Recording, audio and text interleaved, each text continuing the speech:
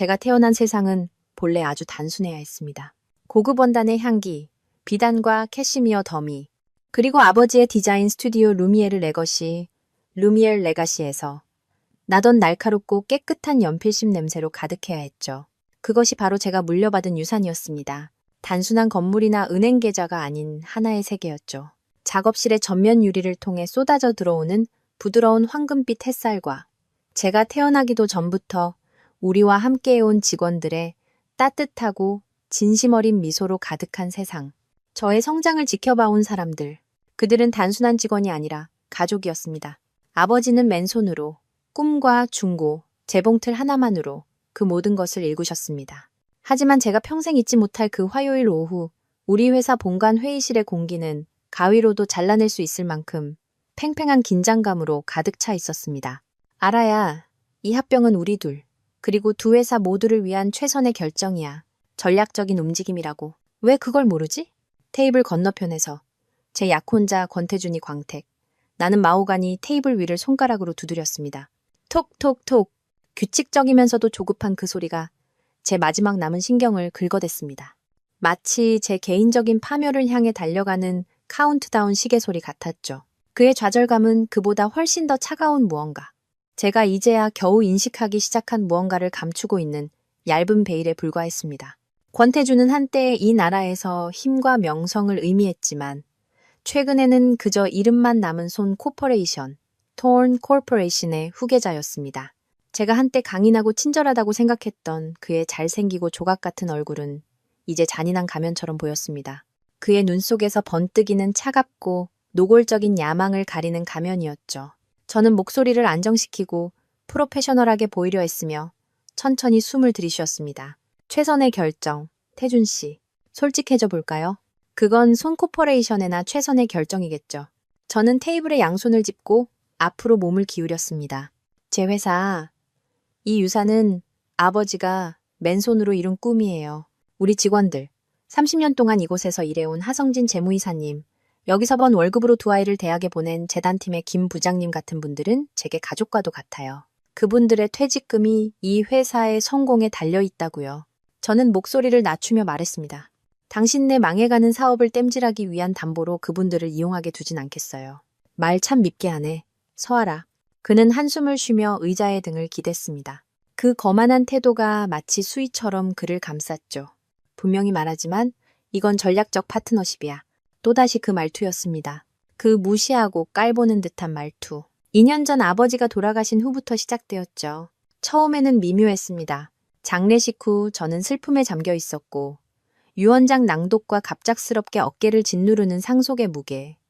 이 회사 전체를 책임져야 한다는 압박감에 어쩔 줄 몰랐습니다. 저는 그 슬픔의 안개 속에서 권태준의 청혼을 받아들였죠.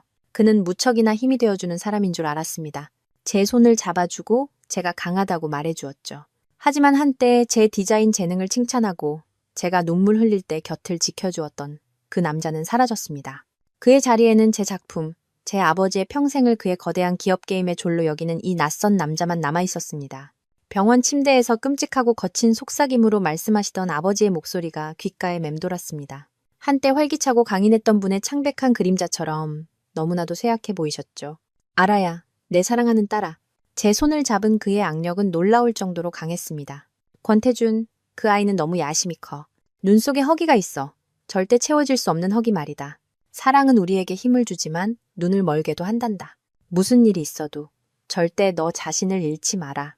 얼마나 어리석었던가. 얼마나 처참하고 지독하게 어리석었던가. 저는 사랑이라고 믿었던 것에 눈이 멀어 딸을 걱정하는 아버지의 구식 잔소리쯤으로 그 경고를 흘려들었던 겁니다. 이 논의는 끝났어요. 제 목소리는 갑자기 단호해져 그의 거만함을 갈랐습니다. 제가 일어서자 의자 다리가 바닥에 긁히는 소리가 났습니다. 마침내 다행스럽게도 멈춘 그의 손가락 두드리는 소리 외에 방 안의 유일한 소리였죠. 루미에르 레거시는 독립적으로 남을 겁니다. 이게 제 최종 결정이에요. 그리고 아버지의 마지막 유언이기도 하고요. 제가 그렇게 단호하게 말하자 권태주는 섬뜩할 정도로 조용해졌습니다. 길고 긴장된 순간 동안 저는 제가 이겼다고 생각했습니다. 그가 마침내 제 말을 들었다고 생각했죠. 그때 그가 나지막이 웃었습니다. 재미있어서 웃는 웃음이 아니었습니다. 계산적인 웃음이었죠. 등골이 오싹해졌습니다. 좋아. 그는 일어서며 수백만 원짜리 양복 앞서풀 매만졌습니다. 그의 갑작스러운 평온함은 그의 분노보다 1000배는 더 불안했습니다. 네가 그렇게 느낀다면 잠시 시간을 갖도록 하지. 머리 좀 식히자고. 시간을 갖자고요? 그 말이 차갑고 날카롭게 허공에 맴돌았습니다. 그는 테이블을 돌아 걸어왔고 제가 움직이기도 전에 몸을 숙여 제 뺨에 키스했습니다. 마치 얼음 조각이 피부에 닿는 느낌이었죠. 그때는 몰랐지만 그건 휴전이 아니었습니다. 눈보라가 몰아치기 직전 공기 중에 조용하고 차가운 균열이었습니다. 그날 밤 저는 녹초가 되어 집으로 향했습니다. 퇴근길은 흐릿한 기억뿐입니다. 브레이크 등 경적 소리 뼛속까지 스며드는 듯한 깊은 피로감만 기억납니다. 회사의 무게, 권태준과의 싸움, 끊임없는 압박감. 모든 것이 너무 벅찼습니다. 뜨거운 물에 몸을 담그고 와인 한두 잔 마시는 것 외에는 아무것도 원하지 않았습니다. 문 앞에서 열쇠를 더듬거렸습니다. 손이 약간 떨렸죠. 마침내 문을 열고 조용한 아파트 안으로 들어섰습니다. 하지만 거실로 들어서는 순간 저는 걸음을 멈췄습니다. 제 여동생 서달리아가 소파에 웅크리고 앉아 스마트폰의 푸른빛에 얼굴을 비추고 있었습니다. 달리아, 여기서 뭐해? 그녀가 고개를 들었고 얼굴에는 너무 과하게 밝은 미소가 번졌습니다. 언니 왔어? 엄청 피곤해 보이네. 달리아는 우리 가족의 몽상가였습니다. 반짝이는 것이라면 무엇이든 좋아하는 아이였죠. 자라면서 저는 완벽한 언니였습니다. 성적도 좋았고 집중력도 강했고 책임감 있는 아이였죠. 그리고 달리아는 예쁜 아이, 매력적인 아이였습니다. 저는 그녀가 그것 때문에 저에 대해 사랑과 깊은 질투가 뒤섞인 복잡한 감정을 품고 있다는 것을 알았습니다. 다만 그 깊이가 어느 정도인지는 전혀 몰랐을 뿐이죠. 여기, 이것 좀 봐. 그녀는 밝고 명랑한 목소리로 소파에서 벌떡 일어나며 말했습니다. 그녀는 제게 스마트폰을 내밀었고 저는 눈부신 열대 리조트 사진을 보았습니다. 하얀 모래사장 가짜처럼 보이는 터콰이즈색 바다. 태준 오빠가 언니 요즘 너무 무리한다고 다음 주에 이탈리아에서 엄청 큰 국제 디자인 대회 있잖아. 그렇지? 그녀는 제가 진짜 흥분이라고 착각할 만큼 눈을 동그랗게 뜨고 말을 이었습니다. 그 전에 좀 쉬면서 창의적인 영감을 얻어야 한다고 생각했나 봐. 그래서 전부 다 예약해놨어. 심장이 이상하게 쿵 내려앉았습니다. 해외여행이라니. 달리야, 그건 너무 갑작스러워. 나 그냥 떠날 수 없어.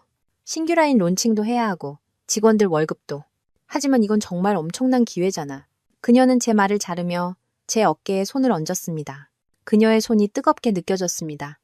언니 새 디자인들 정말 대단해. 분명히 우승할 거야. 이번 기회에 루미에르 레거시를 세계에 알리고 언니가 단순히 아버지의 딸이 아니라는 걸 모두에게 보여줄 수 있어. 태준 오빠가 언니 비서랑도 다 이야기해놨대. 모든 게 처리됐어. 언니는 집만 싸면 돼. 달리아의 순진한 미소. 권태준의 예상치 못한 과한 친절. 완벽하게 편리한 타이밍. 모든 것이 잘못된 느낌이었습니다. 차갑고 단단한 불안감이 뱃속에서 조여왔습니다. 그들의 달콤한 미소와 행동 뒤에 보이지 않는 무언가가 숨어있는 듯했습니다.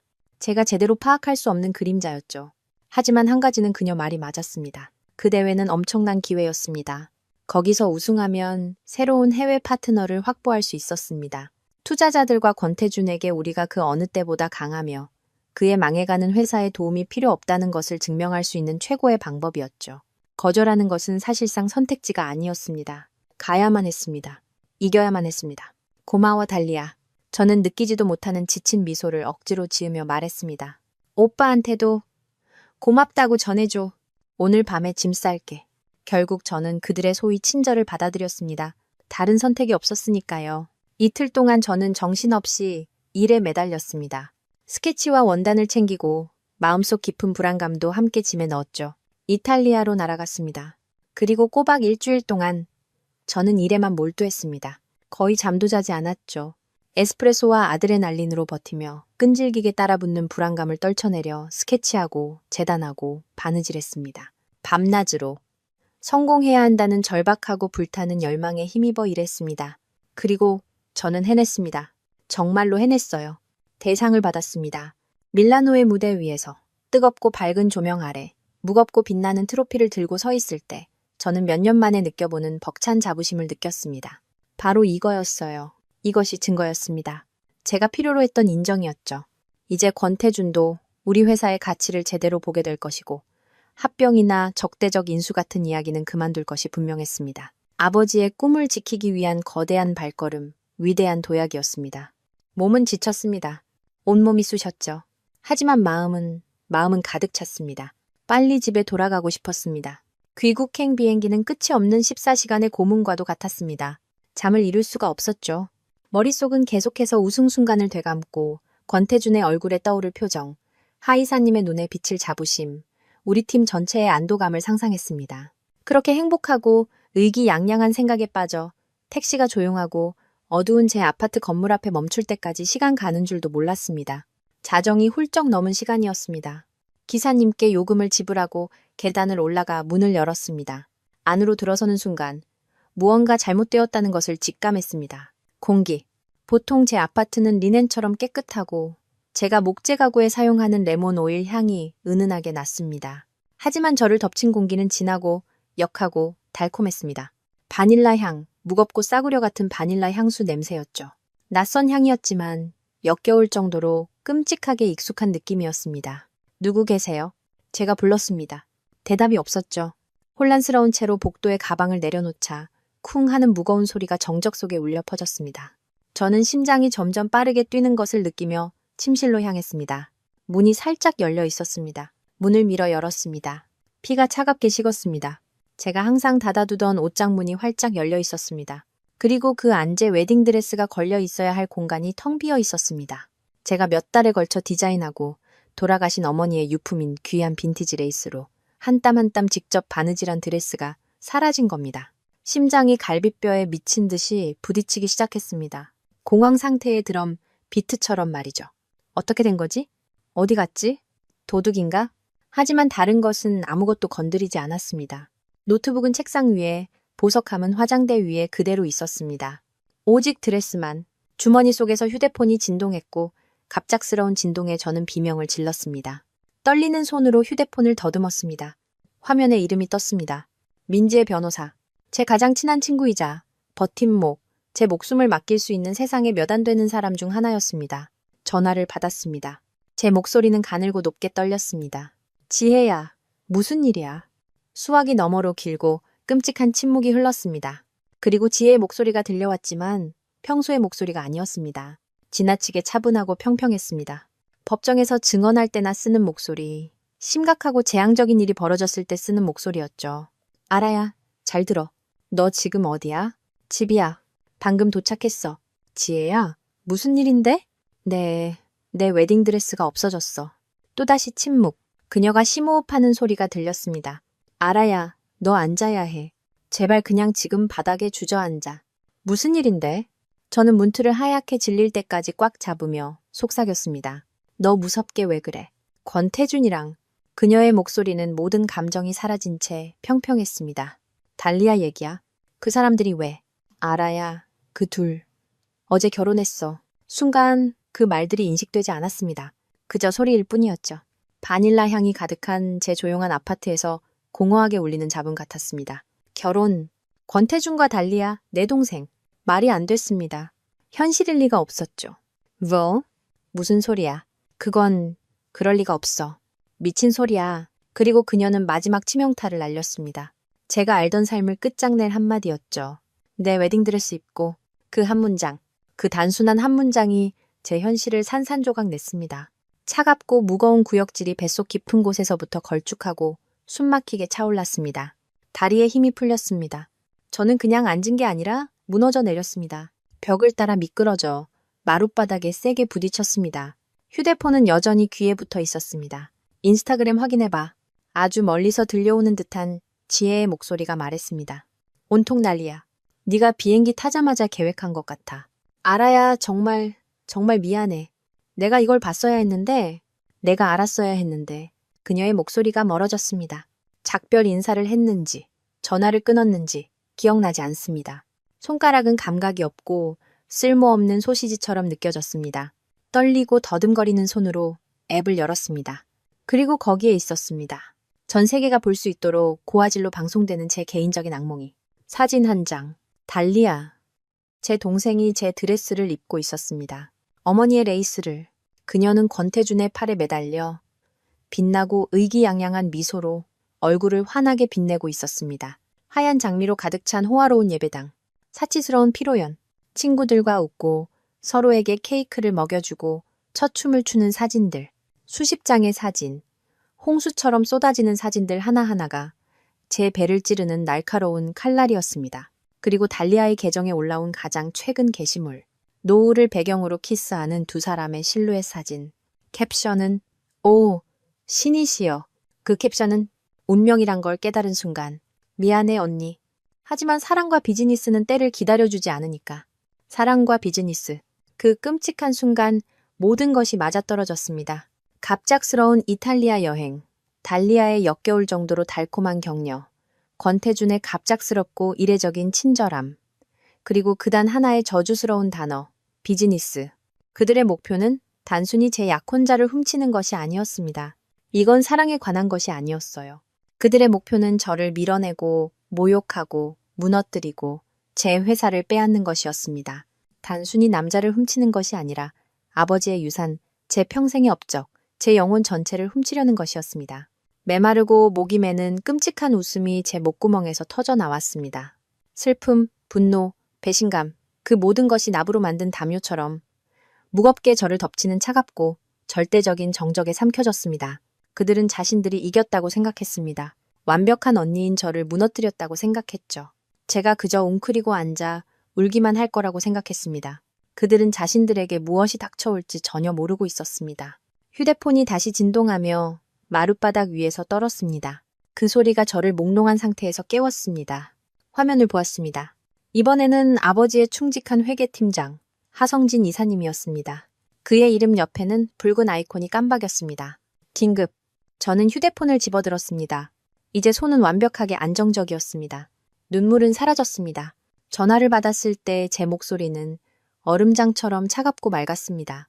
하 이사님, 대표님, 신이시여, 감사합니다. 돌아오셨군요? 안전하신 거죠? 뉴스가 문제가 생겼습니다. 그의 목소리는 걱정으로 팽팽하고 다급했습니다. 권태준이 긴급 주주총회를 요구하고 있습니다. 대표님의 무단 해외 출장을 문제 삼고 있어요. 언제죠? 제가 물었습니다. 다음 주입니다. 안건이 대표님. 안건은 현 대표 이사 해임 및 손 코퍼레이션과의 즉각적인 전면 합병안입니다. 물론이었죠. 마지막 수. 그들의 역겹고 한심한 게임의 체크메이트. 저는 천천히 의도적으로 숨을 내쉬었습니다. 바닐라의 독한 향기가 남아있는 텅 빈 아파트를 둘러보았습니다. 하 이사님. 제 목소리는 너무나 차분해서 저 자신도 놀랄 정도였습니다. 진정하세요. 모든 것은 제 통제하에 있습니다. 그들이 하라는 대로 하세요. 회의 준비를 도와주시고요. 하지만 우리의 반격은 지금부터 시작입니다. 저는 더 이상 마룻바닥에서 울고 있는 상처받은 여자가 아니었습니다. 배신당한 동생도 아니었고 속은 약혼녀도 아니었습니다. 저는 제 아버지의 딸이었습니다. 하 이사님과의 통화를 끊고 즉시 민지의 변호사에게 다시 전화를 걸었습니다. 지혜야, 나야. 그녀가 받자마자 말했습니다. 알아야. 나 지금 차에 탔어. 바로 갈게. 아니, 저는 그녀의 말을 잘랐습니다. 울 시간 없어. 위로받을 시간도 없어. 이건 전쟁이야. 그녀의 목소리에서 미소가 느껴지는 듯 했습니다. 냉엄하고 날카로운 미소였죠. 그 말 기다리고 있었어. 알아야. 나 지금 책상 앞이야. 변호사 모자 썼어. 뭐부터 시작할까?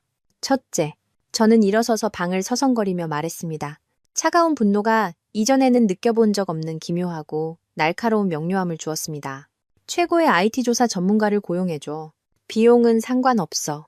인맥을 동원해야 한다면 그렇게 해. 전직 해커였던 사람이면 좋겠어. 디지털 지하 세계가 어떻게 돌아가는지 아는 사람으로. 권태준의 노트북, 휴대폰, 회사 서버, 모든 것에 접근해야 해. 모든 이메일, 모든 문자, 모든 송금 내역을 원해. 돈의 흐름을 추적해. 지혜야. 그의 연주를 추적하고 전부 다 가져와. 알았어. 지혜는 조금의 망설임도 없는 목소리로 말했습니다. 아는 사람 있어. 스스로를 제로라고 부르지. 유령 같은 존재야. 최고 중에 최고지. 다음은 결혼. 달리아와 권태준 사이의 이 가짜 결혼. 혼인신고는 했겠지. 좋아. 하지만 그걸 살아있는 악몽으로 만들어줄 거야. 법적으로 권태준은 여전히 내 약혼자였어. 날짜도 잡았고 예식장, 케이터링, 전부 그의 이름으로 환불 불가 계약금도 걸려 있다고. 나와 약혼한 상태에서 다른 사람과 결혼하는 게 큰 범죄는 아닐지 몰라도 민사상 불법 행위야. 명백한 계약 위반이고 상당한 손해배상 청구 사유가 돼. 오늘 당장 소송 제기해줘. 저는 잠시 말을 멈추고 어둡고 무자비한 도시의 스카이라인을 내다보았습니다. 그들의 진짜 목표는 내 회사야. 그들은 온갖 수단을 동원해서 나를 공격할 거야. 소셜미디어 비방, 우리 사업 파트너들에 대한 압박. 하지만 난 그들이 하는 모든 움직임을 역이용할 거야. 알아야. 지혜의 목소리가 조금 이상하게 부드러워졌습니다. 너 다른 사람 같아. 맞아. 제 목소리가 속삭임으로 낮아졌습니다. 착하고 순진했던 서아라는 오늘 밤 죽었어. 남은 건 아버지의 딸, 싸울 준비가 된 CEO뿐이야. 지혜와의 통화를 마친 후 저는 서재로 들어갔습니다. 아파트에는 여전히 그 향수 냄새가 진동해서 창문을 열어 차가운 밤 공기가 들어오게 했습니다. 이제 손은 떨리지 않았습니다.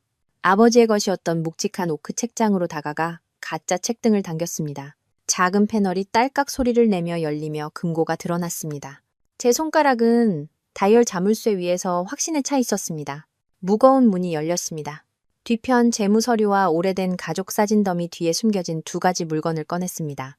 낡고 다른 가죽 표지의 일기장과 검은색 USB 드라이브 하나. 둘 다 아버지가 남기신 것으로 장례식 후 변호사님을 통해 네가 준비되었을 때만 이라는 쪽지와 함께 제게 전달된 것이었습니다. USB에 달린 꼬리표에는 죽음을 앞둔 사람의 글씨처럼 떨렸지만 내용은 분명했습니다. 나의 마지막 비장의 카드. 1년 전 슬픔과 혼란 속에서 한번 열어보려 했지만 도저히 추측할 수 없는 강력한 암호로 잠겨 있었습니다. 저는 그것을 책상 위에 놓고 아버지의 일기장을 펼쳤습니다. 다른 가죽의 감촉이 차갑고 익숙하게 느껴졌습니다. 첫 장에는 이렇게 쓰여 있었습니다. 나의 아라에게. 네가 이걸 읽고 있다면 내가 떠났다는 뜻이겠지. 내게 꼭 해야 할 말이 있단다. 손씨 집안의 방식은 무모하고 위험해. 그들은 건설자가 아니라 소비자다. 그들은 집어삼키고 파괴하지. 태준이, 그 아이는 그 유산을 피 속에 그대로 물려받은 것 같아 두렵구나. 그는 보이는 것과 다른 아이야. 만약 내게 무슨 일이 생긴다면 너무 늦기 전에 네가 그의 진짜 모습을 보길 바랄 뿐이다. 마지막 비장의 카드는 이 USB 안에 있다. 신께 기도하건대 네가 이것을 필요로 하는 날이 오지 않기를. 하지만 만약 그래야 한다면 해답은 우리가 함께 만든 것에 있단다. 우리가 함께 만든 것. 마지막 비장의 카드. 저는 작은 USB 드라이브를 손에 꽉 쥐었습니다. 그것은 아버지의 사랑과 두려움의 무게로 무거웠습니다. 아직 암호는 몰랐지만 찾아낼 것입니다. 권태준. 저는 텅 빈 방을 향해 속삭였습니다. 서달리아. 이 게임은 너희가 시작했어.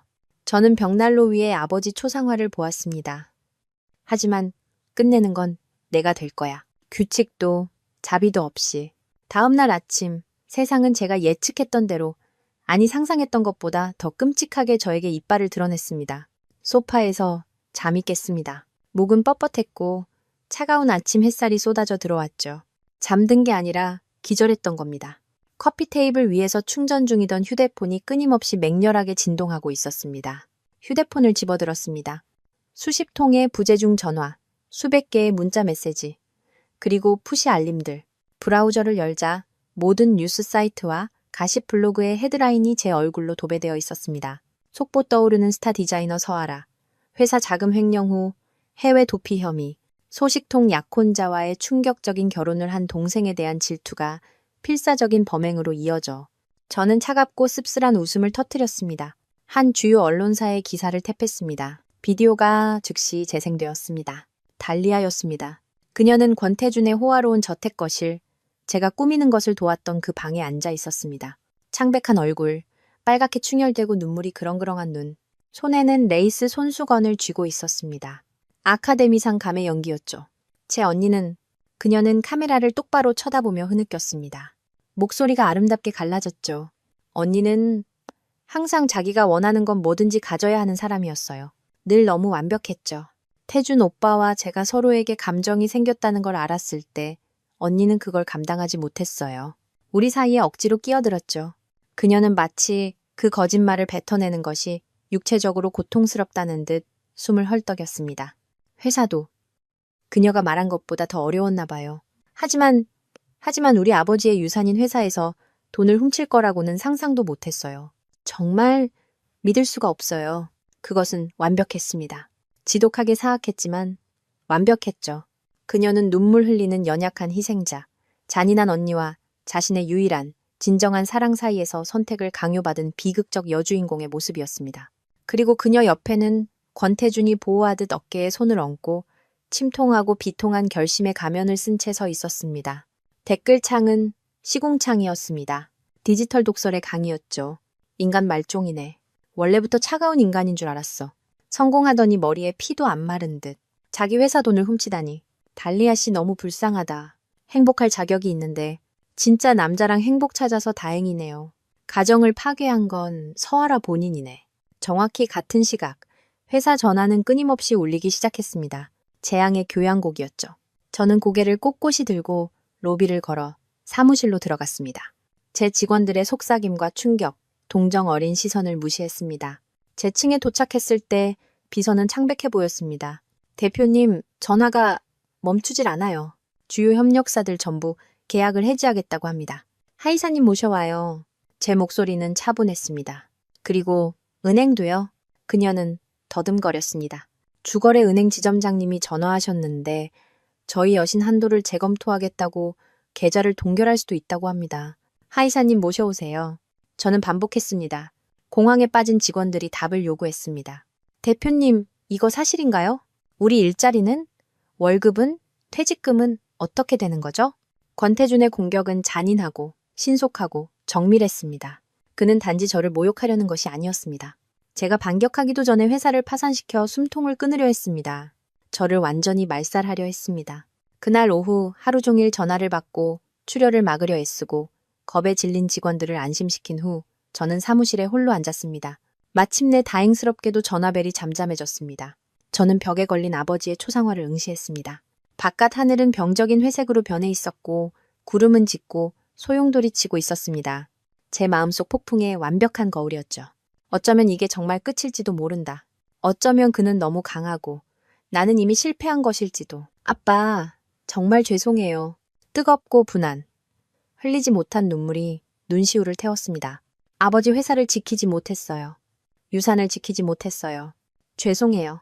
그 차갑고 마비시키는 절망이 제 심장을 휘감을 때 사무실 문에서 부드럽고 익숙한 노크 소리가 들렸습니다. 하성진 이사님이었습니다. 문을 열자 우리의 베테랑 재무이사 하 이사님이 서 계셨습니다. 그의 얼굴에는 깊고 지친 근심이 새겨져 있었지만 눈빛은 맑았습니다. 그는 공황에 빠진 사람들 중 하나가 아니었죠. 그는 구세대였습니다. 아버지의 사람이었습니다. 그의 손에는 두껍고 낡은 아코디언 파일이 들려 있었습니다. 대표님, 이 짐을 혼자 짊어지지 마십시오. 그의 목소리는 부드럽지만 단호했습니다. 그는 저를 지나 사무실로 들어섰습니다. 여기에는 아직 대표님을 믿는 사람들이 있습니다. 저희 모두 아버님을 항상 믿었던 것처럼 대표님을 믿습니다. 그의 말은 제 상처 입은 영혼의 폭탄과도 같았습니다. 이사님, 이 거짓말들이 너무 빨리 퍼지고 있어요. 은행들이 계좌를 동결하고 있고요. 다음 주에 직원들 월급을 줄 수 있을지 모르겠어요. 은행은 잊으십시오. 그는 파일을 제 책상 위에 쿵 소리를 내며 내려놓았습니다. 이 거짓말들 오래가지 못할 겁니다. 그리고 더 중요한 건 이걸 보셔야 할 것 같습니다. 그는 파일을 열었습니다. 안에는 꼼꼼하게 정리된 회계 기록, 장부, 출력물들이 있었습니다. 몇몇 페이지에는 밝은 빨간색 탭이 붙어 있었습니다. 몇 달 전부터 권태준을 의심하고 있었습니다. 하 이사님은 낮고 진지한 목소리로 설명하며 스프레드시트의 숫자 라인을 손가락으로 가리켰습니다. 대표님이나 회장님께 걱정을 끼쳐드리고 싶지 않았지만 저만의 기록을 따로 보관하기 시작했습니다. 여기 보십시오. 권태준은 지난 한 달 동안 총 6억 5천만 원에 달하는 여러 의심스러운 컨설팅 계약을 체결했습니다. 그는 다른 서류를 밀어보였습니다. 하지만 그가 거래한 회사들은 유령 회사입니다. 실체가 없어요. 실제 운영도, 직원도 없이 사소함과 은행 계좌만 있는 곳들이죠. 그리고 그 돈이 어디로 갔는지 추적했습니다. 그는 다른 문서를 가리켰습니다. 지난 2주 동안 조용하고 공격적으로 루미에르 레거시의 주식을 사들인 개인 투자자들의 명단이었습니다. 제가 이들을 조사해봤습니다. 하 이사님의 목소리는 분노로 팽팽했습니다. 모두 다요. 이 사람은 그의 대학 동기, 이 사람은 손코퍼레이션의 전 직원. 이 사람은 그의 COO의 이혼한 여동생입니다. 전부 차명계좌, 오랜 친구들이에요. 우리 회사의 돈, 우리 현금 보유고를 이용해 비밀리에 우리 회사 주식을 사들이고 있는 겁니다. 피가 귀에서 쿵쿵 울렸습니다. 그 대담함, 그 절대적인 오만함, 우리 자금을 횡령해서 우리 회사를 훔치려는 거군요. 추악하고 역겨운 진실이 돌덩이처럼 뱃속에 자리 잡았습니다. 네, 그렇습니다. 하 이사님의 눈이 어두워졌습니다. 우리 회사 통장으로 적대적 인수를 감행하고 있는 겁니다. 그리고 이 속도라면 그의 악의적인 뉴스로 주가가 폭락하고 있으니 다음 주 긴급 주주총회까지는 과반수 지분을 확보하게 될 겁니다.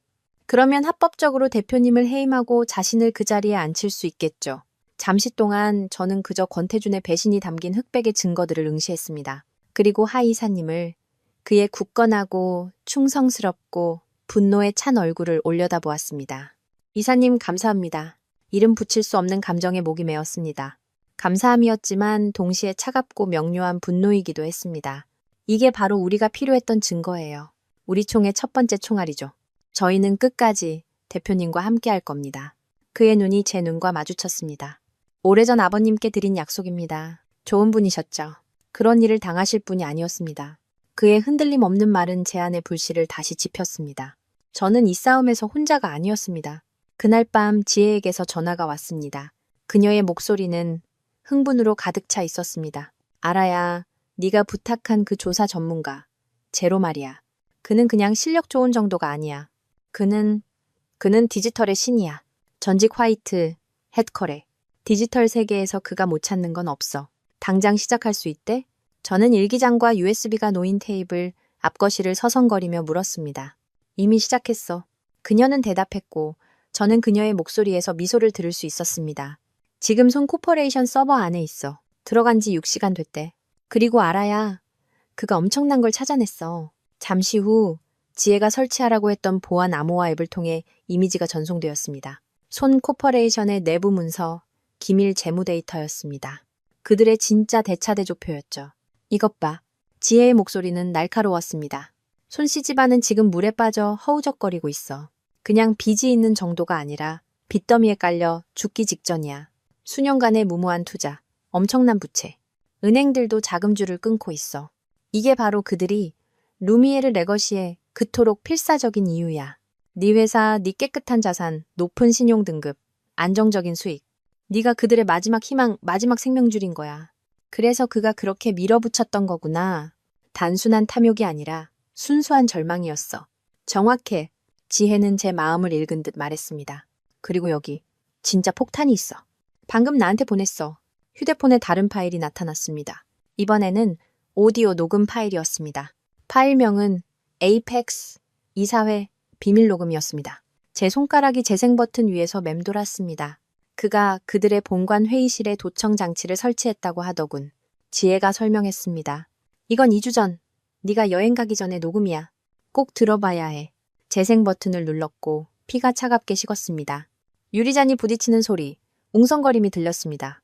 그리고 권태준의 목소리, 매끄럽고 자신감 넘치는 목소리가 들렸습니다. 루미에르 인수거는 예정대로 진행 중입니다. 서아라는 아마 지금쯤 이탈리아에서 자기 디자인이나 꿈꾸고 있겠죠. 그녀가 돌아올 때쯤이면 돌아올 자리조차 없을 겁니다. 그리고 다른 목소리, 더 늙고 거친 목소리, 그의 아버지 권 회장이었습니다. 일 망치지 마라, 태준아. 그 회사가 우리 마지막 생명줄이야. 서아라 아비를 제거하는 게 얼마나 힘들었는지 알아? 그 고집센 늙은이. 끝까지 팔지를 않더군. 그리고 마침내 다시 권태준의 목소리. 그의 목소리는 가볍고 무심했습니다. 마치 날씨 이야기를 하는 것 같았죠. 저를 무너뜨린 것은 바로 그 무심함이었습니다. 알아요, 아버지. 그 양반 과로와 스트레스로 알아서 쓰러져 주셨잖아요. 딸도 마찬가지일 겁니다. 저항하면 말이죠. 숨이 멎었습니다.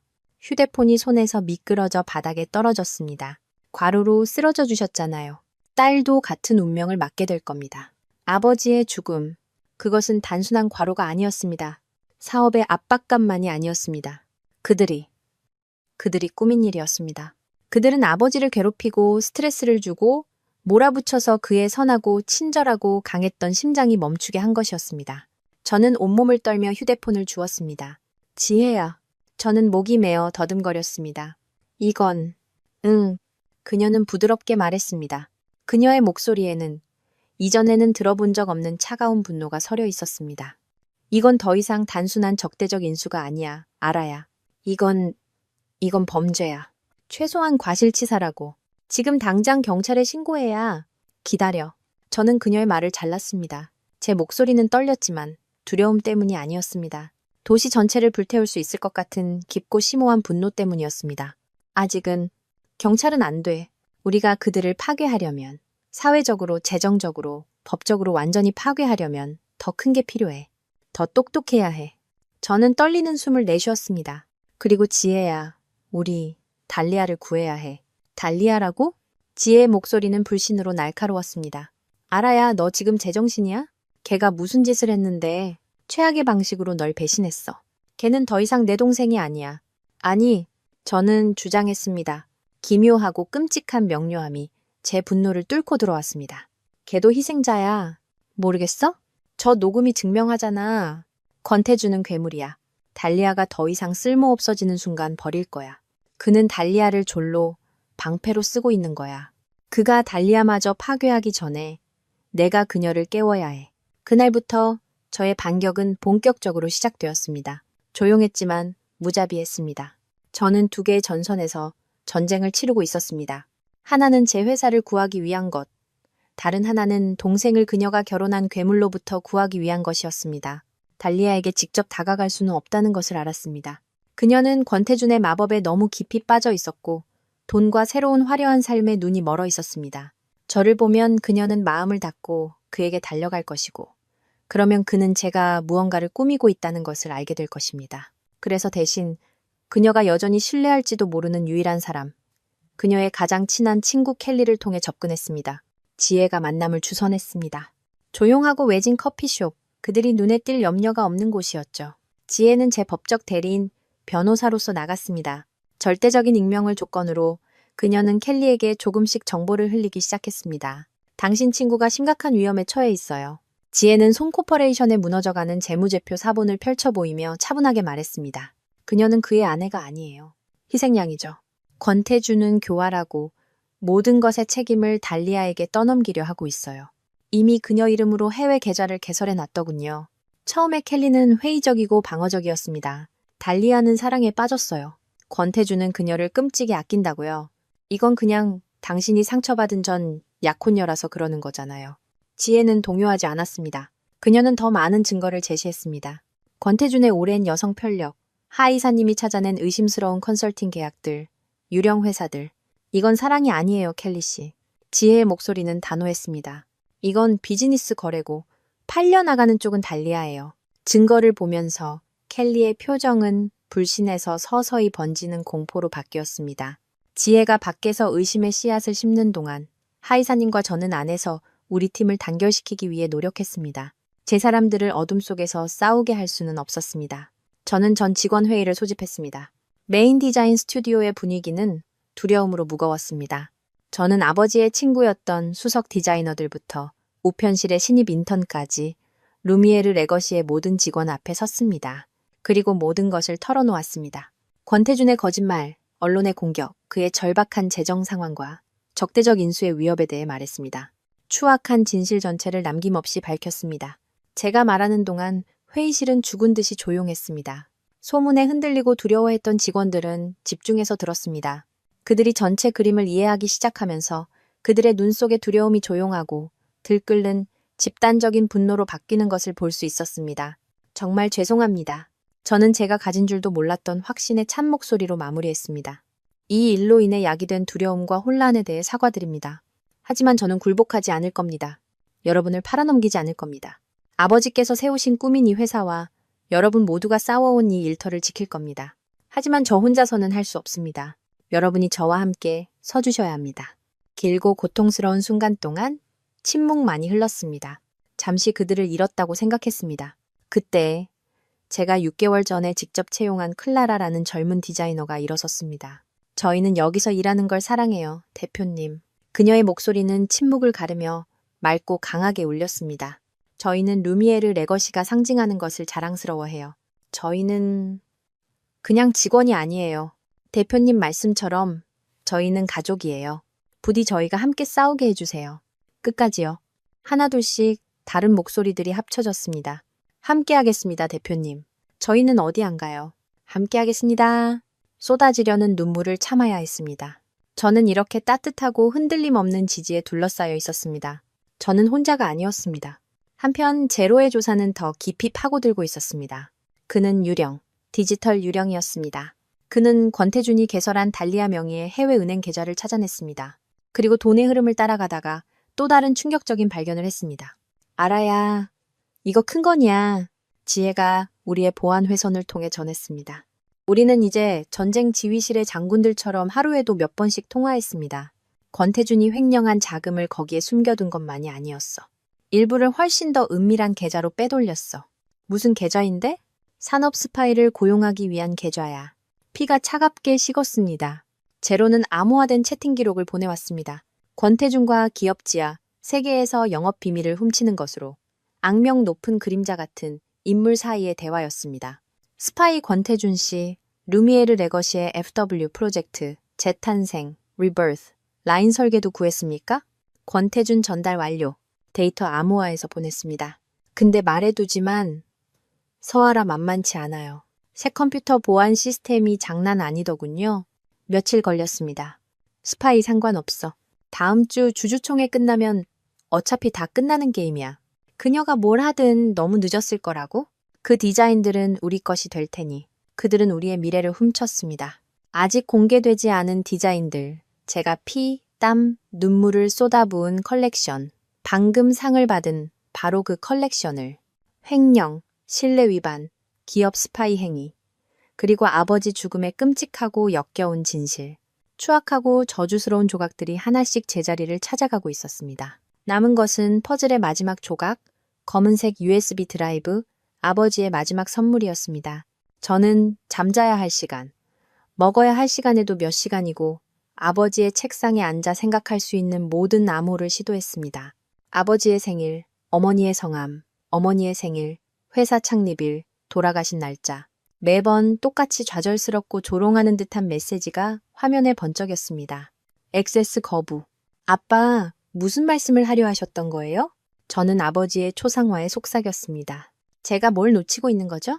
우리가 함께 만든 게 뭐죠? 저는 아버지의 일기장을 몇 번이고 다시 읽으며 모든 줄을 샅샅이 훑으며 단서를 찾았지만 아무것도 발견하지 못했습니다. 긴급 주주총회는 불과 3일 앞으로 다가왔습니다. 시간이 얼마 남지 않았습니다. 그때 켈리로부터 지혜를 통해 다급한 메시지가 왔습니다. 알아야 할 게 있어.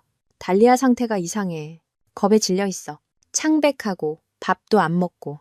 그 저택에서 죄수처럼 보여. 우는 걸 봤어. 권태준이 서명하라고 들이미는 서류들을 거부하고 있었대. 오늘 나한테 말했어. 자기는 전혀 모르는 해외 계좌에서 온 은행 명세서를 발견했다고. 바로 그거였습니다. 권태준은 출구 전략을 준비하고 있었습니다. 그는 그녀에게 모든 죄를 뒤집어 씌우고 깨끗하게 빠져나갈 준비를 하고 있었습니다. 제 동생이 모든 책임을 지게 남겨둔 채 말이죠. 지혜야. 제 목소리는 다급했습니다. 달리아를 거기서 빼내야 해.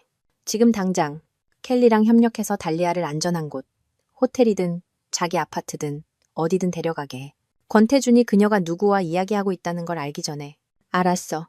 지혜가 대답했습니다. 하지만 그녀가 들을까? 정말 그를 떠날까?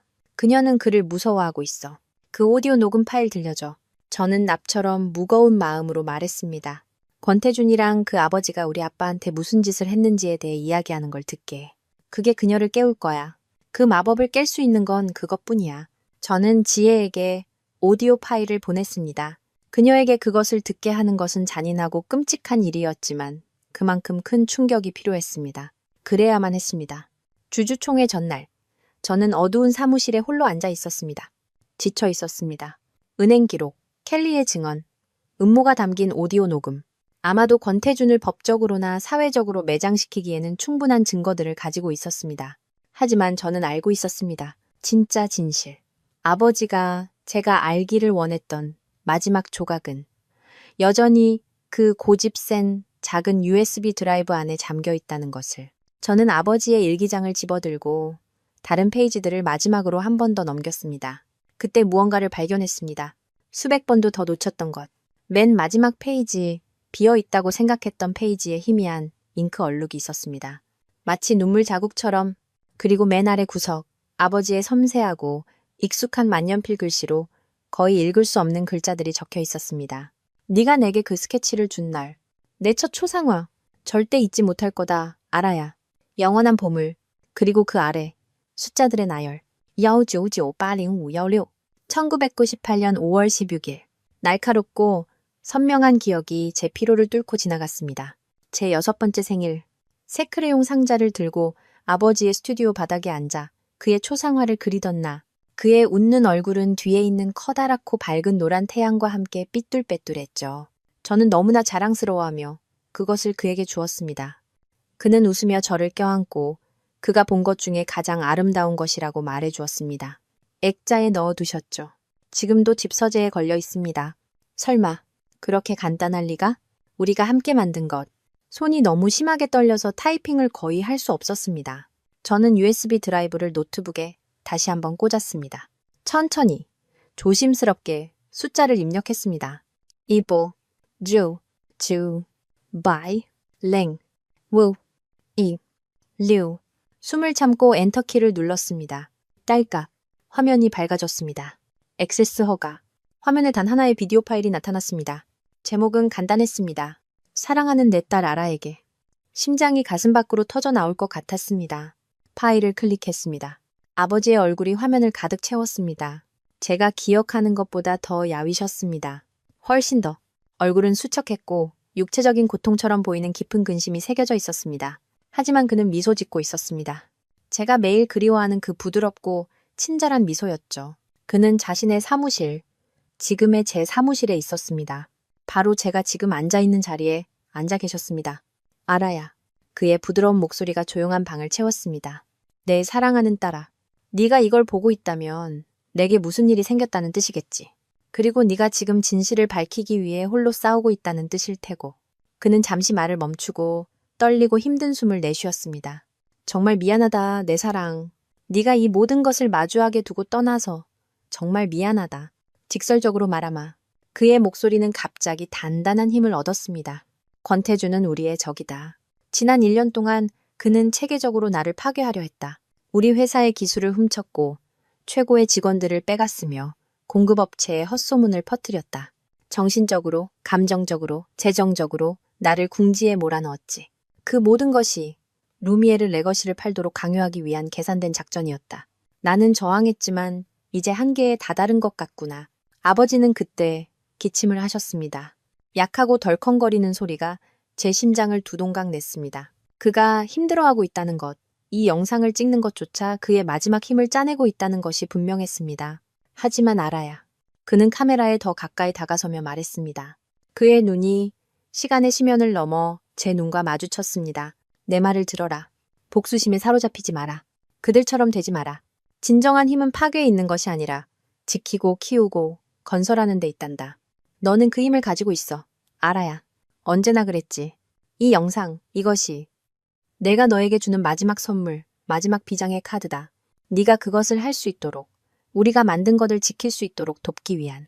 그는 카메라의 문서를 들어보였습니다. 파란 리본으로 묶인 낡고 누렇게 변한 종이 뭉치였습니다. 이것은 그의 목소리에는 갑작스러운 승리의 자부심이 울려 퍼졌습니다. 30년 전 손 코퍼레이션의 창업주인 권태준의 할아버지와 내가 서명한 기밀 계약서다. 내가 그의 전체 제국을 일으킨 섬유 기술을 개발하는 것을 도왔을 때였지. 그는 아무것도 없었고 나는 특허를 가지고 있었다.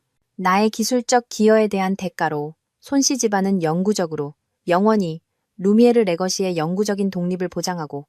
그는 잠시 말을 멈추고 종이를 두드렸습니다. 어떠한 상황에서도 적대적 인수를 추구하지 않기로 합의했다.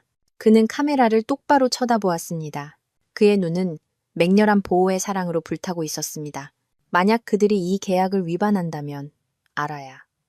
만약 그들이 너에게서 이 회사를 빼앗으려 한다면 손 코퍼레이션이 루미에르 레거시에 대해 보유한 모든 권리, 모든 특허, 모든 라이선스 계약, 모든 것이 즉시 무효가 된다. 그것은 궁극적인 역전, 비장의 에이스, 결정타였습니다. 우리 가족의 마지막, 파괴적인 비장의 카드. 알아야? 그의 목소리가 다시 부드러워지며 끝을 맺었습니다. 눈에 눈물이 글썽였습니다. 사랑한다. 부디 행복을 찾고 강하게 살아가렴. 영상이 끝났습니다. 화면이 검게 변했습니다. 저는 어둡고 조용한 사무실에 얼어붙은 채 앉아 있다가 그만 무너져 내렸습니다. 조용하고 뜨거운 눈물이 뺨을 타고 흘러내려 그가 앉았던 책상의 키보드 위로 떨어졌습니다. 슬픔의 눈물이 아니었습니다. 그것은 벅찬 사랑, 감사, 그리고 심오하고 애틋한 안도감의 눈물이었습니다. 그는 알고 계셨습니다. 모든 것을 보고 계셨습니다. 그리고 무덤 너머에서도 저를 지킬 방법을 찾아내신 겁니다. 저는 눈물을 닦고 작고 검은 USB 드라이브를 손에 꽉 쥐었습니다. 감사합니다, 아빠. 저는 텅 빈 방에 속삭였습니다. 아빠가 가르쳐 주신 대로 싸울게요. 소중한 것을 지킬게요. 저는 일어서서 반짝이는 밤의 스카이라인을 내다보았습니다. 공기는 차갑고 고요했습니다. 폭풍 전의 고요. 권태준, 저는 유리를 향해 말했습니다. 내 파티는 끝났어. 내일 주주총회는 회의가 아니라 내 처형식이야. 다음 날 아침, 시내 호텔의 그랜드 볼룸은 팽팽한 긴장감으로 가득했습니다. 공기 중에서 비싼 향수, 커피, 그리고 순수한 긴장의 땀 냄새가 섞여 느껴질 정도였죠. 이사진 투자자 주주들 사이에서 속삭임이 마치 갇힌 말벌떼처럼 윙윙거렸습니다. 뒤쪽 기자석에서는 카메라 플래시가 쉴 새 없이 터졌습니다. 기자들은 피 냄새를 맡은 상어 같았습니다. 그 모든 것의 중심, 메인 연단에는 권태준이 서 있었습니다. 그는 정복자 영웅처럼 가슴을 부풀리고 있었습니다. 완벽한 양복, 흠잡을 데 없는 머리, 그리고 엄숙한 근심의 가면을 쓴 얼굴.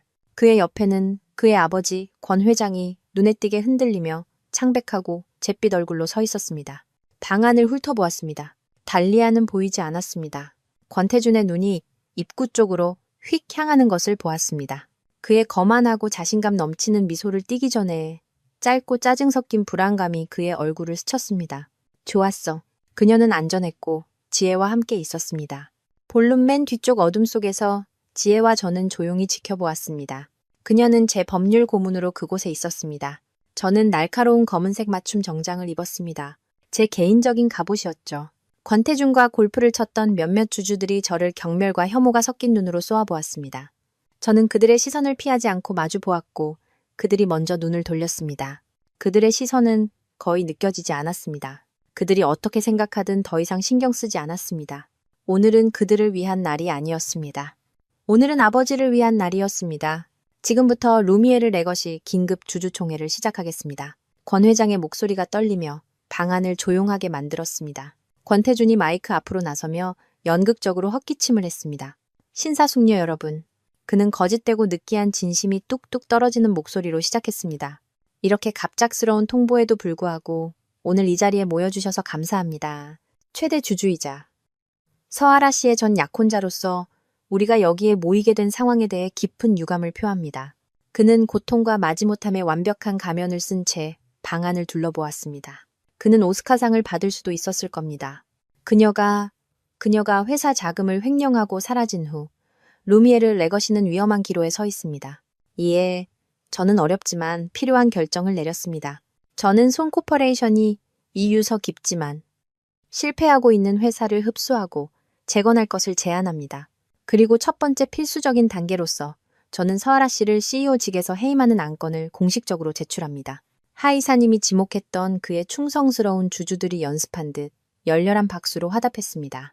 안도한 표정의 권 회장이 투표를 시작하려 할 때 저는 움직였습니다. 이에 있습니다. 제 목소리. 저는 소리치지 않았지만 제 옆에 숨겨들고 있던 마이크를 통해 증폭된 목소리는 맑고 흔들림이 없었습니다. 그것은 방안의 긴장감을 강철 칼날처럼 갈랐습니다. 볼룸의 모든 고개가 저를 향해 뒤로 젖혀졌습니다. 집단적인 탄식이 터져나왔습니다. 권태준의 얼굴. 아, 그의 얼굴. 그것은 충격, 혼란, 그리고 순수하고 희석되지 않은 분노가 아름답게 뒤섞인 걸작이었습니다. 서아라. 그는 말을 더듬었습니다. 어떻게 네가 여기서 뭐 하는 거야? 지혜가 조명을 켰습니다. 하나의 스포트라이트가 저를 비추었고 저는 천천히 의도적으로 중앙 통로를 걸어 내려가기 시작했습니다. 군중은 홍해가 갈라지듯 우리 앞에서 길을 열었습니다. 마치 전쟁터로 걸어가는 기분이었습니다. 여긴 제 회사의 주주총회예요. 권태준 씨. 저는 차갑게 말했습니다. 제 목소리가 조용한 방 안에 울려 퍼졌습니다. 제가 여기 없으면 이상한 거 아닌가요? 저는 그를 무시하고 두 번째 마이크로 다가가 방 안의 모든 사람을 향해 말했습니다. 안녕하십니까. 서아라입니다. 이 서커스를 즐겨주셔서 감사합니다. 하지만 공연은 여기까지입니다. 이제 진실을 마주할 시간입니다. 무대 양쪽에 거대한 프로젝터 스크린에 연결된 노트북 옆에 서 있던 지혜가 제게 미묘한 고갯짓을 했습니다. 프레젠테이션이 시작되었습니다. 첫째, 제 목소리는 권위로 가득 차 울렸습니다. 권태준 씨가 최대 주주라는 주장에 대해 말씀드리겠습니다. 그 주장은 사실 심각한 법적 분쟁의 소지가 있습니다. 화면에는 차트나 그래프가 아니라 하이사님이 밝혀낸 거래 기록이 비춰졌습니다. 유령 회사들, 가짜 컨설팅 계약들, 그리고 권태준의 대학 동기들과 참여형 계좌 직원들의 비밀 주식 매입 내역이었죠. 권태준 씨는 제가 선언했습니다. 우리 회사, 제 회사로부터 6억 5천만 원 이상을 횡령하여 이 위장 법인들의 이름으로 비밀리에 주식을 매입했습니다. 이는 신의성실의 원칙 위반이자 상법상 명백한 업무상 횡령에 해당합니다. 방안은 경악과 분노의 수군거림으로 폭발했습니다. 권태준의 얼굴은 얼룩덜룩한 진홍색으로 변했습니다. 거짓말. 말도 안 돼. 증거 없어. 오, 증거는 있습니다. 제가 말했습니다. 그 순간 새롭고 명료한 전문가의 목소리가 스피커에서 울려 퍼졌습니다. 제 이름은 임선우이며 손코퍼레이션의 외부 회계 감사를 맡고 있습니다. 오늘 이 회의에는 원격으로 참석합니다.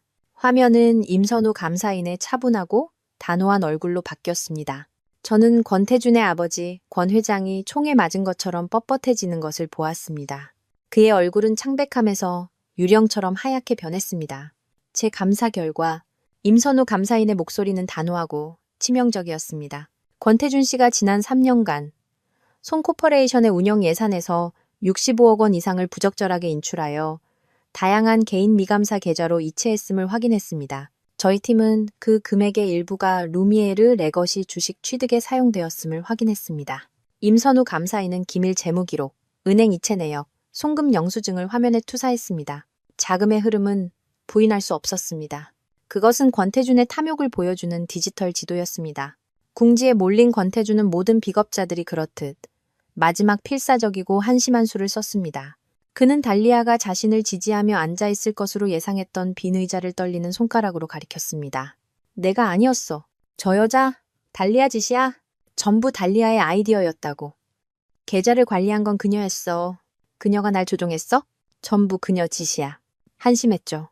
하지만 그것이 바로 제가 기다리던 것이었습니다. 달리아라고요? 저는 물었습니다.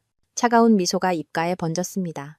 제 신호에 볼룸의 거대한 문이 활짝 열리고 달리아가 들어섰습니다. 그녀는 울고 있지 않았습니다. 디자이너 드레스를 입고 있지도 않았습니다.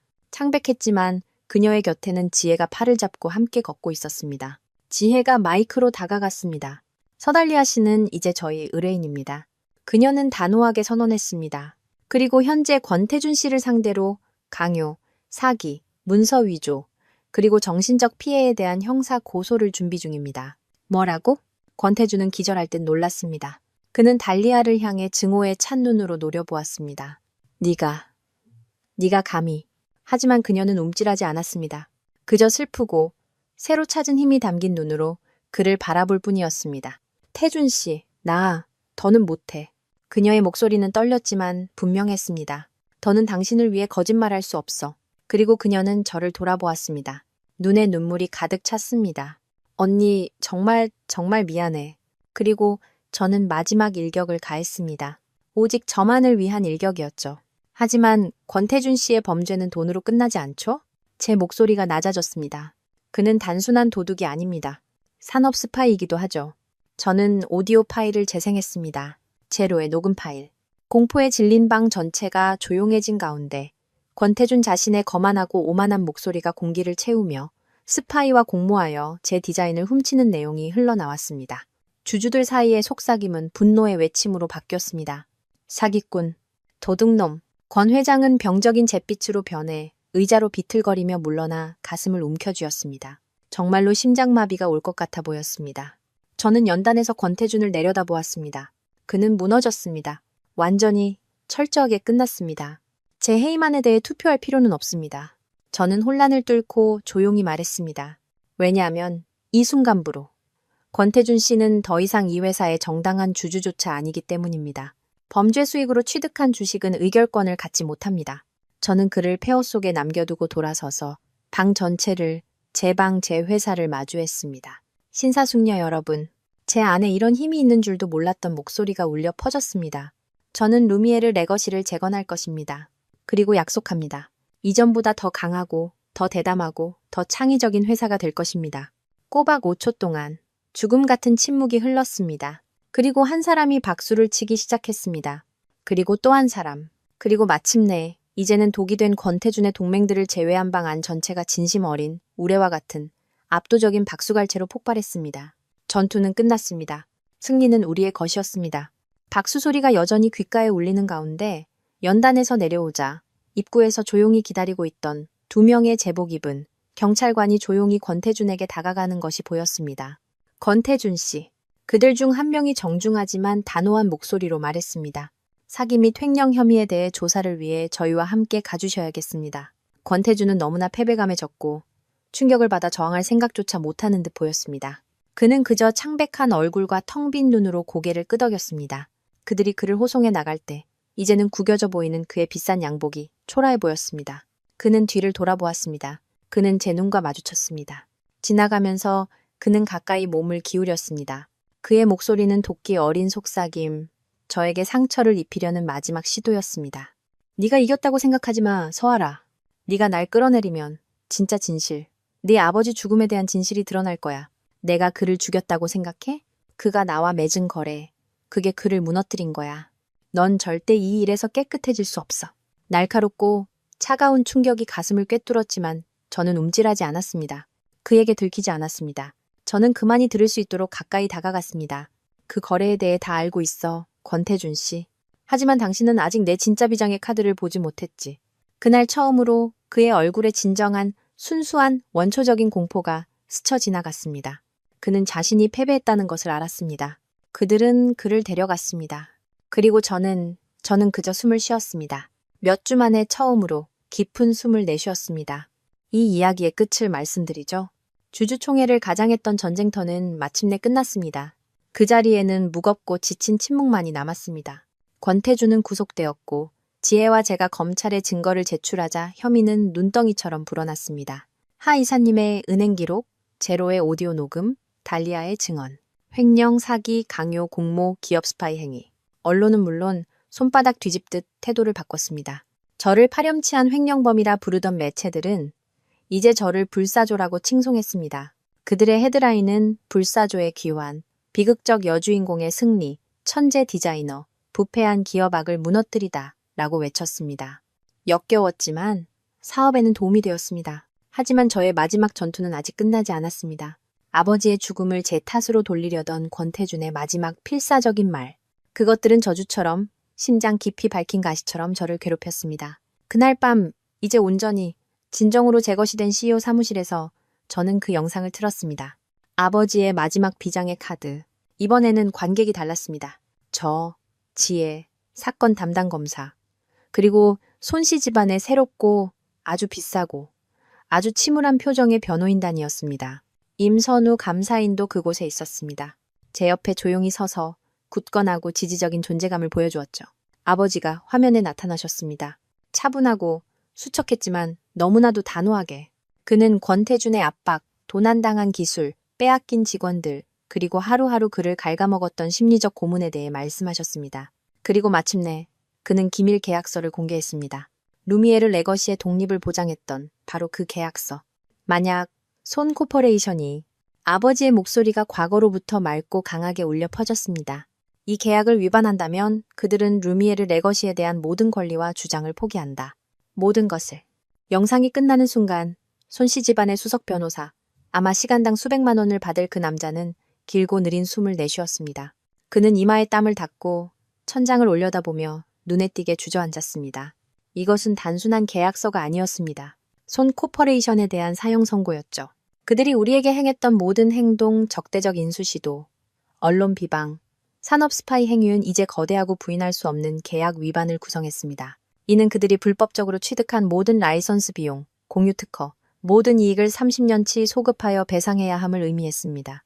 이미 무너져가고 빚더미에 앉은 손재국에게는 그것이 마지막 치명타였습니다. 검사가 저를 돌아보았습니다. 그의 얼굴은 침통했습니다. 서 대표님, 이 영상은 권태준의 악의적이고 장기적인 의도를 보여주는 결정적인 증거입니다. 그의 혐의는 더 이상 단순한 금융범죄로만 간주되지 않을 것입니다. 죽어서도 아버지는 저를 지켜주셨습니다. 우리 모두를 지켜주셨습니다. 몇 주 후, 먼지가 가라앉기 시작했을 때 달리아가 제 사무실을 찾아왔습니다. 주주총회 이후 처음 보는 것이었습니다. 그녀는 조용히 노크했습니다. 화려한 옷, 짙은 화장, 반짝이는 거짓 미소는 사라졌습니다. 그녀는 평범한 검은색 정장을 입고 있었습니다. 야위고 피곤해 보였지만 맑아 보였습니다. 이전에는 본 적 없는 조용하고 침착한 진지함을 지니고 있었죠. 언니, 그녀는 거의 속삭이듯 시작했습니다. 저를 똑바로 쳐다보지 못했습니다. 난 괜찮아, 달리야. 저는 그녀에게 앉으라고 손짓하며 말했습니다. 그녀는 그때서야 저를 똑바로 쳐다보았고 몇 년 만에 처음으로 저는 제 진짜 동생을 보았습니다. 제가 함께 자란 어린 소녀, 그녀가 연기해왔던 인물이 아니, 그녀의 목소리가 갈라졌습니다. 괜찮지 않아. 나 정말 미안해. 너무 어리석었어. 아무것도 제대로 볼 수가 없었어. 태준 오빠의 달콤한 말, 그의 약속들, 그리고 나 자신의 언니에 대한 질투심. 나 자신을 잃었었어, 언니. 완전히. 저는 아무 말도 하지 않았습니다.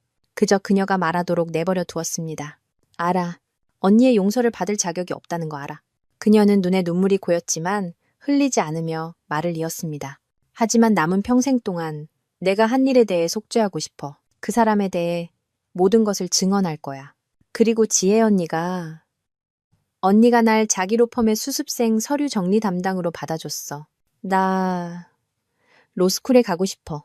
나 같은 사람들 속고 상처받고 어리석었던 사람들을 돕고 싶어. 그녀의 눈에는 의심이 없었습니다. 그녀는 생애 처음으로 부러움이나 그녀 인생의 남자들에 의해 정의되지 않는 자신만의 길을 걷기 시작하고 있었습니다. 달리야, 저는 마침내 부드럽게 말했습니다. 내 인생은 이제 막 시작이야. 의미 있게 살아. 고마워, 언니. 그녀는 속삭였고 한 줄기 눈물이 뺨을 타고 흘러내렸습니다. 그녀는 일어서서 우리가 어렸을 때 이후로 보지 못했던 조용한 위엄을 가지고 제 사무실을 떠났습니다. 정말 어쩌면 우리 사이에 뒤틀리고 부서진 유대가 마침내 고통스럽게 아물기 시작한 것인지도 모릅니다. 예상대로 권태준은 중형을 선고받았습니다. 달리아의 증언, 아버지의 영상, 그리고 하이사님과 임 감사인이 제공한 산더미 같은 재정 증거들 앞에서 그에게는 승산이 없었습니다. 횡령, 신의성실 의무 위반, 데이터 절도, 공모, 증거, 인멸, 그리고 아버지의 죽음에 대한 간접적 책임까지 15년형이었습니다. 그는 법정에서 비명을 질렀습니다. 자신이 희생자라고, 달리아가 거짓말쟁이라고, 내가 괴물이라고 소리쳤습니다. 하지만 아무도 듣지 않았습니다. 자신의 혐의에 직면한 그의 아버지조차 그를 버렸습니다.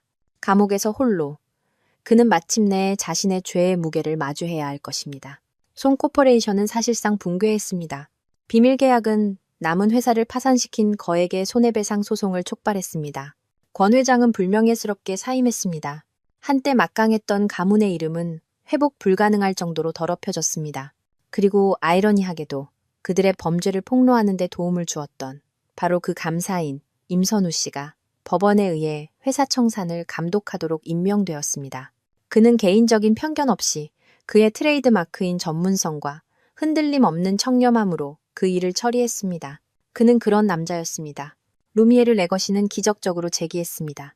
끔찍했지만 그 스캔들은 우리 이름을 국제적인 스포트라이트의 중심으로 밀어 올렸습니다. 저는 더 이상 아버지의 딸만이 아니었습니다. 저는 부패에 굴복하기를 거부한 디자이너였습니다. 저의 충성스럽고 멋진 팀은 그 어느 때보다 강하게 뭉쳤습니다.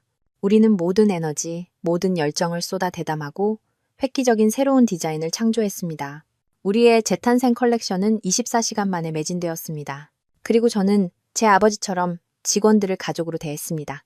임금을 인상하고 그들의 퇴직금을 보장했으며 그들의 재능, 급여, 승진이 진정으로 빛날 수 있는 환경을 만드는 데 모든 것을 쏟아부었습니다. 임선우 감사인은 알고 보니 제 가장 신뢰하는 전문적인 파트너가 되었습니다.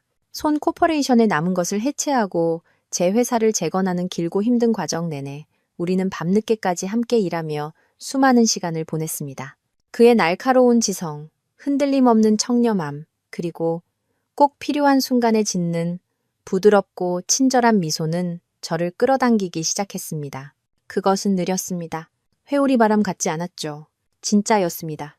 그는 제 상처의 깊이를 진정으로 이해하고 제 최악의 모습을 보았으며 아무것도 요구하지 않고 제 곁에 서준 유일한 사람이었습니다. 아라 씨는 제가 아는 가장 강한 사람 중 한 명입니다. 14시간의 전략 회의 후 아픈 발을 이끌고 차가운 밤 공기 속으로 걸어나갈 때 그가 한번 말했습니다. 저는 고개를 저으며 작고 지친 미소를 지었습니다. 아니에요.